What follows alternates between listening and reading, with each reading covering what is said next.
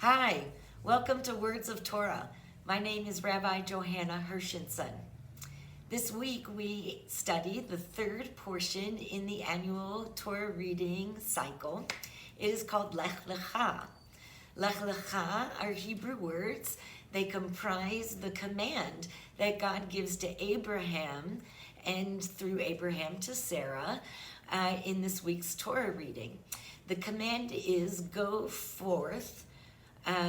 That's the lech, lecha, for your own benefit, for your own development, into yourself, go into yourself, become who you are meant to be, and leave the place you know, leave the place you were born, the place where your parents and your grandparents were raised, and go to a land that I will show you. This command, in effect, creates Abraham as the patriarch and Sarah as the matriarch of the Jewish people. Because in fact, Abraham does leave. He brings his wife Sarah and some more family and maybe some servants, and they set out unchartered territory. They set out not knowing where they'll end up, but prepared to come into their own and in effect birth a nation, the Jewish people. I really love the power of this story as a metaphor so many different times in our lives. No matter when and where we live. First of all, each of us transitions from childhood into adulthood. At some point, each of us leaves our parents' home. Some of us don't leave it literally, but as we come into our own as adults and shift at some point as care equals or caregivers, we find new balances in relationships, so there's still a departure, there's a shift, a transition, right? But the most important thing each of us does entering into adulthood is leaving our parents' home. And even though we may know the destination, maybe it's college dorm, maybe it's an apartment down the street, maybe it's the garage. We may know the destination, but we really don't know where life is taking us yet. Right? It's a first step into uncharted territory, into us becoming who we will be as adults. I think the metaphor is also strong every time we make a big change in our lives, right? Every time I make a decision to do something differently than I've done it before, I'm stepping into uncharted territory, and I need to trust whatever evidence or cues or sensations motivated my willingness to make a transition, to make a change. Lately bombarded with pandemic, with systemic racism, the vestiges of discrimination that are part and parcel of a system that is flawed because it's created by human beings.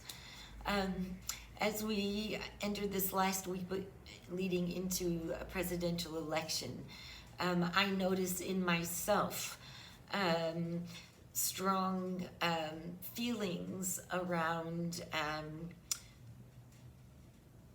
old forms of activism, breaking the patriarchy.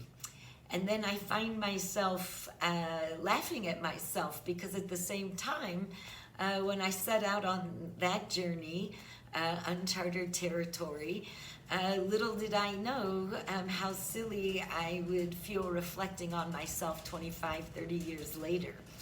And while I still stand beside or behind breaking the patriarchy, I'm convinced that learning how to use power tools and carjack are how women break the patriarchy, that we learn new skills and we engage as equals, not as damsels in distress.